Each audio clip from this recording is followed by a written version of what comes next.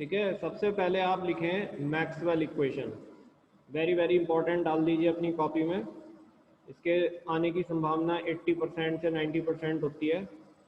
ठीक है, सो सबसे पहले मैक्सवेल इक्वेशन क्या होती है।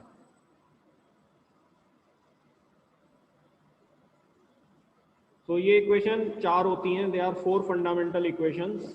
ठीक है, आज हम 2 इक्वेशन कर पाएंगे, 2 इक्वेशन हम मंडे में वेडनेसडे में कर लेंगे। ठीक है, सो मैक्सवेल इक्वेशन क्यों होती हैं। देखो, जब चार्ज जो है स्थिर होता है तो वो अपने चारों तरफ इलेक्ट्रिक फील्ड इंटेंसिटी को निकालता है, उसके चारों तरफ इलेक्ट्रिक फील्ड इंटेंसिटी होती है। अगर पॉजिटिव चार्ज है तो बाहर की तरफ निकालेगा, अगर नेगेटिव चार्ज है तो इलेक्ट्रिक फील्ड इंटेंसिटी अंदर की तरफ को आएगी, चार्ज की तरफ को। ठीक है, तो और चार्ज स्थिर होना चाहिए। अगर पॉइंट चार्ज है तो कूलम लॉ लगेगा फोर्स निकालने के लिए, इलेक्ट्रिक फील्ड निकालने के लिए, इलेक्ट्रिक फील्ड इंटेंसिटी निकालने के लिए। पॉइंट चार्ज के लिए कौन सा लॉ लगेगा, कूलम लॉ।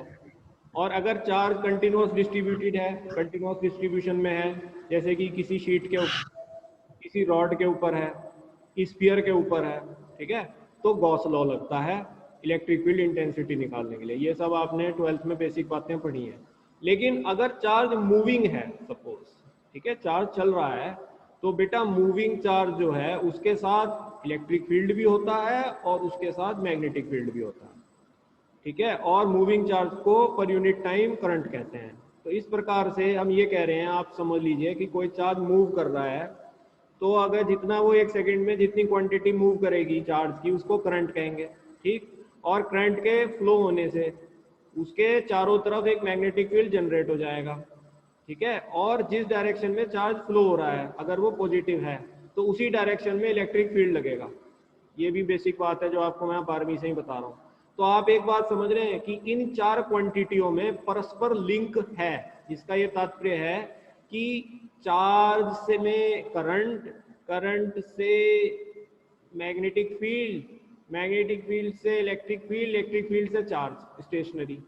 तो आप एक अपनी कॉपी में इन चारों क्वांटिटी को एक सर्किल में 4 बिंदु मान सकते हो जो कि आपस में लिंक है, इनमें एक लिंक है।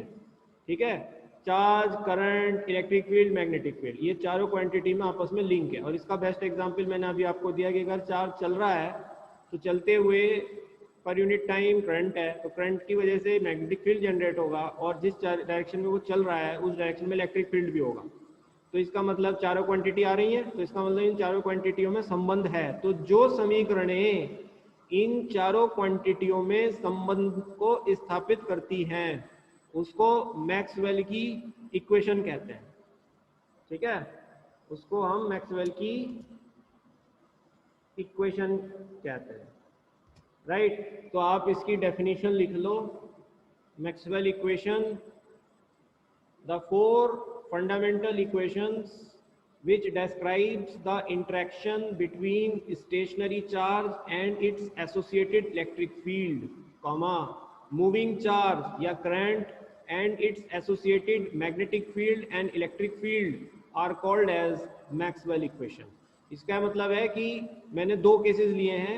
जब चार्ज स्थिर है तो जो समीकरणें चार्ज और इलेक्ट्रिक फील्ड में संबंध बनाएगी, और जब चार्ज मूविंग है तो जो इक्वेशनें करंट और इलेक्ट्रिक फील्ड और मैग्नेटिक फील्ड में संबंध बनाएंगी उनको मैक्सवेल इक्वेशंस कहते हैं।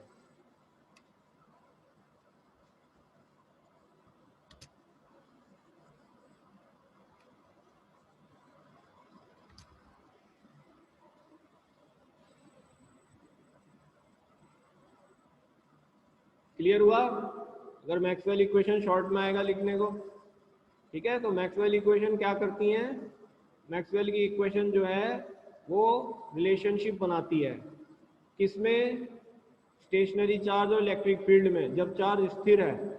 और ये समीकरण ऐसी भी होती हैं जब चार्ज मूविंग है करंट के रूप में, तो ये मैग्नेटिक फील्ड और इलेक्ट्रिक फील्ड में भी करंट के साथ रिलेशनशिप बनाती हैं। तो इस प्रकार ये 4 क्वांटिटीज हमारी इन इक्वेशन से लिंक होती हैं, और ये इक्वेशन 4 होती हैं, और हमें देखनी है कौन कौन सी इक्वेशंस हैं। कोई क्वेश्चन पूछना हो तो पूछ लो मुझसे। नहीं, मैक्सवेल इक्वेशन हो गई तो आगे बढ़ते हैं।